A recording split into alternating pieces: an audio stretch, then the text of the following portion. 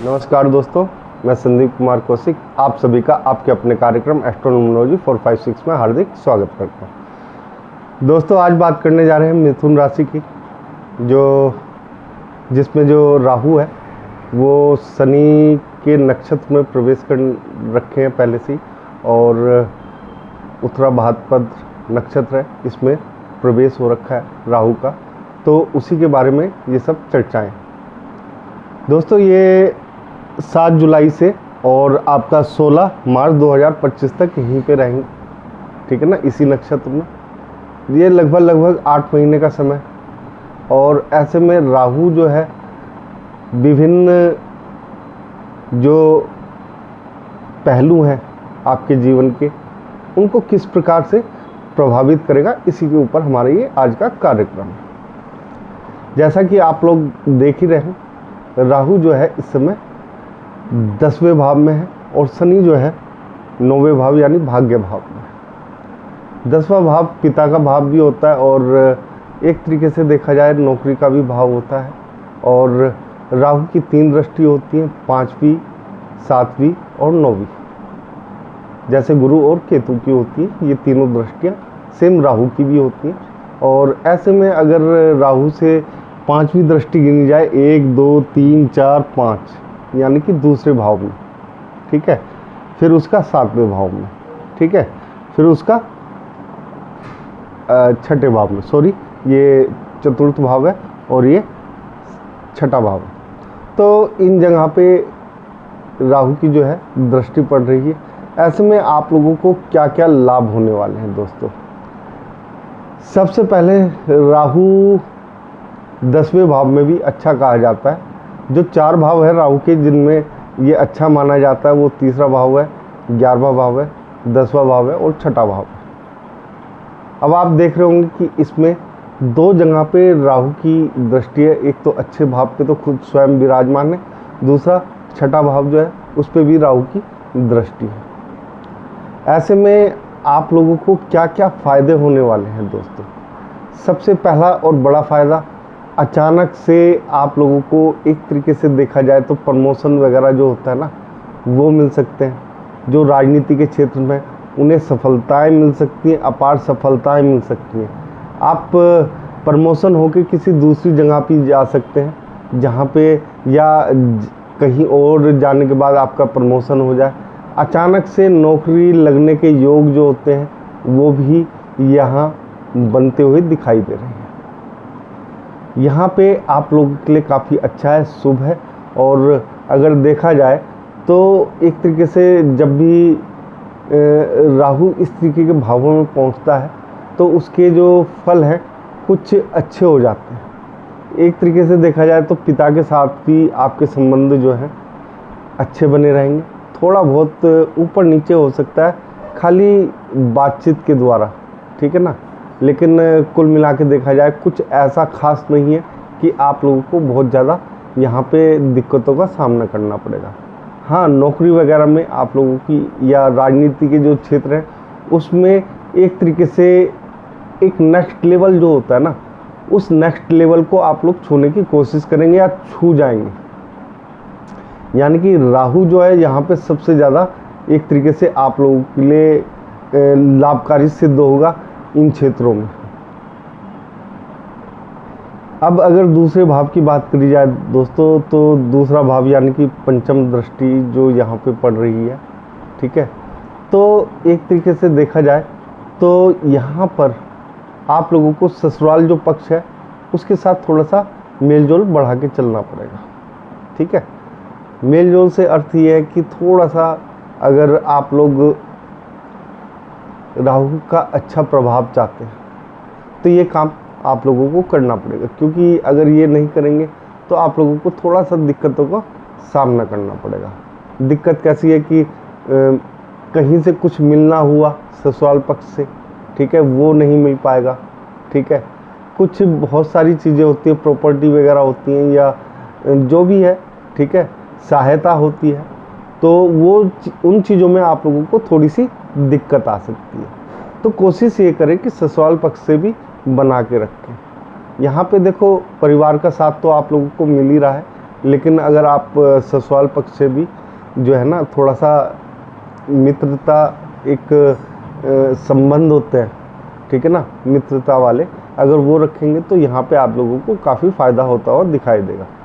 ख़ास तौर से जो आपके जो एक तरीके से ससुर है, उनके द्वारा यहाँ पे आप लोगों को बेहद ही ज़्यादा लाभ होता हुआ दिखाई दे रहा है। बात करें चतुर्थ भाव की, ठीक है, जहाँ पे राहु की बिल्कुल सामने की दृष्टि यानी सप्तम दृष्टि पड़ रही है चतुर्थ भाव पे, तो यहाँ पे एक तरीके से देखा जाए तो आप लोगों को यहाँ पे भी फ़ायदा होता हुआ दिखाई दे रहा है। अचानक से कोई ना कोई बड़ी डील, यानी कि एक तरीके से देखा जाए कोई ना कोई नया व्यापार या कुछ दुकान वगैरह, ठीक है ना, जो आपके एक तरीके से देखा जाए कि आपके जीवन को थोड़ा ऊंचाइयों पे ले जाएगा। तो इस तरीके का निवेश जो है आप लोग यहाँ पे होते हुए देखेंगे। यहाँ पे अगर थोड़ा सा आप लोग सही तरीके से कार्य करेंगे तो यहाँ पे जो निवेश है आप लोगों के आगे तक काम आएगा।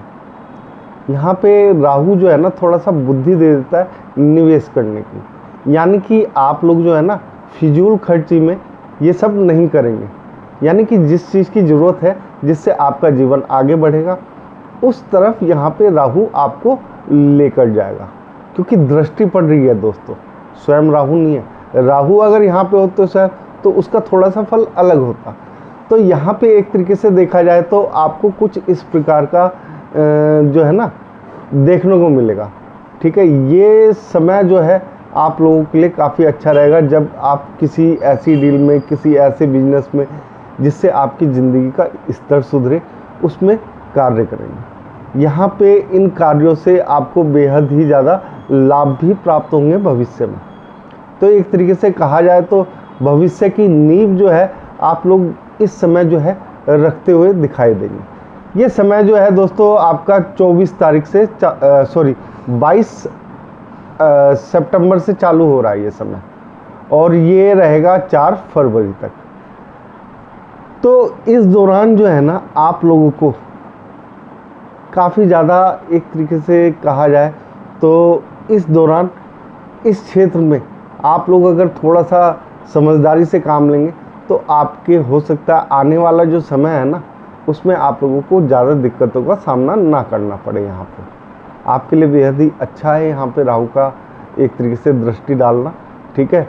हो सकता है आप छोटे मोटे भूखंड या किसी और चीज़ को भी ले लें, लेकिन कोई भी चीज़ लेंगे तो आप ना निवेश की दृष्टि से लेंगे यहाँ पर, तो इस चीज़ में आप लोगों को फ़ायदा ही फ़ायदा दिखाई दे। अब बात करते हैं दोस्तों नौवीं दृष्टि की। नौवीं दृष्टि जो है राहु की, ठीक है, छठे भाव में पड़ी हुई है, और यहाँ पे एक तरीके से शत्रु और बीमारी का घर भी कहा जाता है इसे। तो आप लोगों को यहाँ पे कुछ ज़्यादा घबराने की बात नहीं है। यहाँ पे राहु की जब भी दृष्टि पड़ती है, अगर राहु स्वयं बैठ जाए यहाँ पे तो भी अच्छा होता है, लेकिन अगर दृष्टि भी पड़ रही है तो एक तरीके से ये देखा जाए कि आप लोग जो है ना, जो आपके एक तरीके से शत्रु हैं या कम्पिटिटर हैं, तो उनमें भ्रम की स्थिति पैदा होगी, यानी कि वो भ्रमित रहेंगे, उन्हें ये समझ नहीं आएगा कि आप करने क्या वाले हैं, और इसी चीज़ का आप लोगों को फ़ायदा मिलेगा। क्योंकि जब राहु की ऐसे में दृष्टि पड़ती है दोस्तों, तो राहु जो है एक माया जाल जो होता है ना वो उत्पन्न कर देता है व्यक्ति के व्यक्तित्व पर, यानी कि आपको समझने के लिए सामने वालों को आपके साथ दिन रात बिताने की ज़रूरत पड़ती है।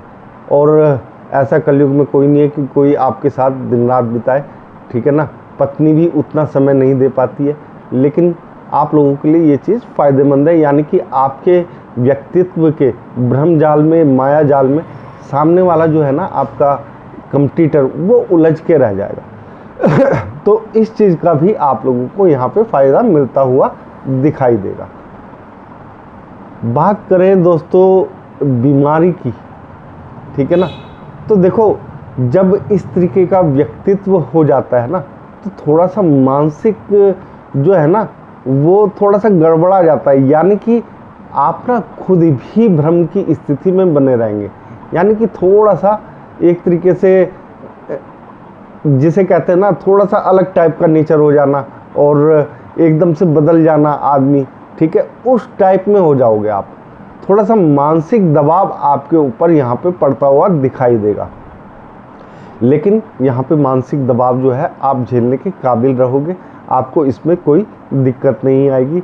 साथ ही साथ एक चीज़ और बता दें दोस्तों, अगर आप लोग इस समय विदेश की यात्रा पर जाना चाहते हैं तो वो भी आप लोगों के लिए शुभ फलदायी होगा, क्योंकि यहाँ पे आप लोगों के लिए एक तरीके से देखा जाए तो निवेश के जो दरवाजे हैं वो खुल रहे हैं। यानी कि आप जो अपना निवेश करेंगे वो एक तरीके से अपने भविष्य को ध्यान में रखते हुए करेंगे, तो ये बहुत ही अच्छी बात है। बहुत कम ऐसे योग बनते हैं जब व्यक्ति जो है ना इस तरीके से तरक्की करे।